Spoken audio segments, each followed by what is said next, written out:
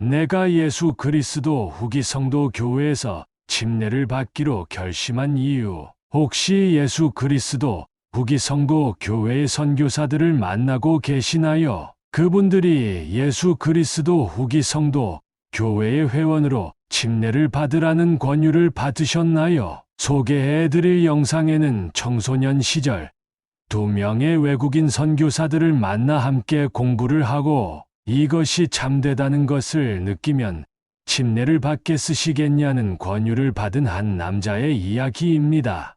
선교사님은 침례는 어떤 결실이 아니라 예수님을 닮아가는 어떤 과정이라고 말해 주었는데, 그때 예수님 같은 사람이 되고 싶고 예수님처럼 되기 위한 관문이라면 그분을 꼭 열어야겠다는 생각을 하게 되었다고 해요. 혹시 침례를 받기에 망설이는 이유가 아직 침례를 받기에 깨끗하지 않아서 라면, 침례라는 것은 깨끗한 사람들만이 받는 것이 아니라 깨끗해지기 위해 뉘우치는 사람들이 받는다는 사실을 기억하세요. 침례를 받기 전의 삶도 중요하지만 침례를 받고자 할 때 자신에 대한 가능성이나 잠재력을 믿는 것도 굉장히 중요하다는 사실도 이 영상에서 확인해 보세요.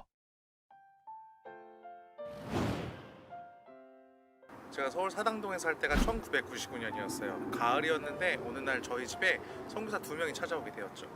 그 선교사들이 저희 집에 찾아오게 된 것은 그 동네에 있는 동사무소에 가서 가장 가난한 사람을 만나고 싶다고 한 거예요.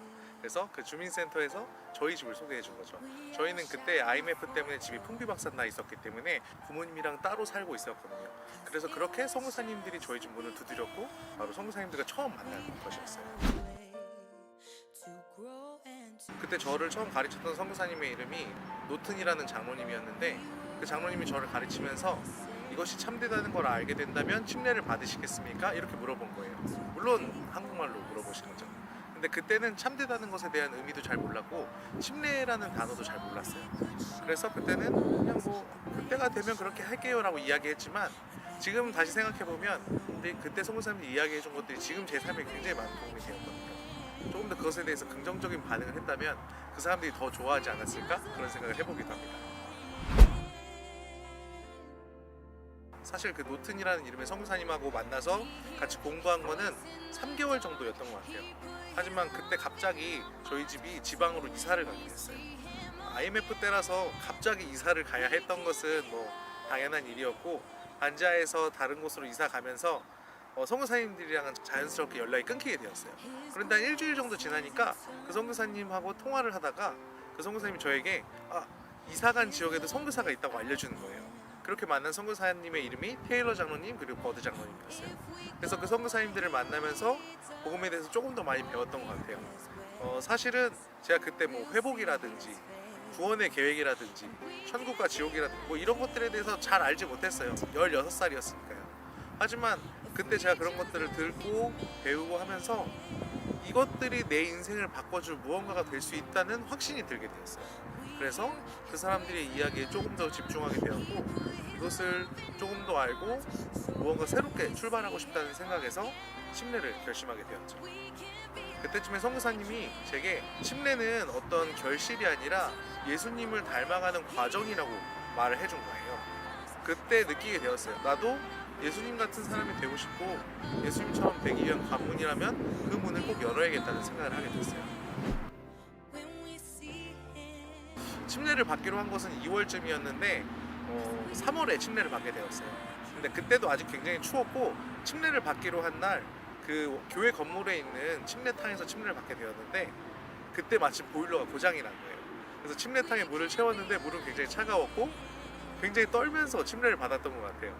하지만 침례탕에서 나와서도 굉장히 떨고 있었고 입김도 나오고 그러는데, 그곳에서 제가 침례를 받는 걸 축하해주는 분들이 저희를 위해서 노래를 불러줬어요. 근데 그 노래를 듣는 동안 마음이 따뜻해지는 것을 느꼈지만, 그 전에 느꼈던 따뜻함과는 또 다른 느낌의 따뜻함이었던 것 같아요. 그래서 옷을 갈아입고 나와서도 그 찬송가를 들으면서 마음속 깊은 곳에서 내가 뭔가 좋은 선택을 한 거구나, 바른 선택을 한 거구나 하는 느낌이 들었던 것 같아요. 예전에 제 친구도 침례를 받기 위해서 선교사님하고 같이 공부를 한 적이 있어요. 저도 그것을 같이 도와주었고요. 선교사님이랑 같이 공부를 하는데 이 친구가 침례를 망설이는 이유가 있었어요. 그 침례를 망설이는 이유는 자신은 깨끗하지 않아서 아직 침례를 받을 수 없다라고 이야기하는 거였어요. 물론 저도 비슷한 마음을 가졌던 적이 있어요. 하지만 그 친구와 함께 이야기를 나누면서 함께 가르쳐 주셨던 선교사님이 말씀하신 게 이거였어요. 침례라는 것은 깨끗한 사람들만이 받는 것이 아니라 깨끗해지기 위해 뉘우친 사람들이 받는다는 거였어요. 물론 침례를 받기 위해서는 그동안 해오던 잘못된 선택들을 그만두고 다시는 하지 않겠다는 결심을 하는 것이 굉장히 중요해요. 침례를 받기 전의 삶도 중요하지만 침례를 받고자 할 때 자신에 대한 가능성이나 잠재력을 믿는 것도 굉장히 중요하다고 생각해요. 중요한 것은 어떤 소망을 갖고 어떤 인내를 해가면서 살아가느냐, 이것이 정말 중요하다고 생각합니다.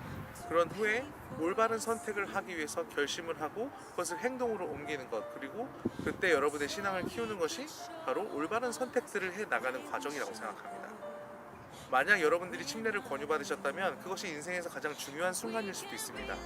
여러분들이 그것에 대해서 깊게 생각해 보시고 하늘에 계신 하나님 아버지에게 여러분들이 하는 선택이 올바른 것인지 아닌지 물어보시길 바라요.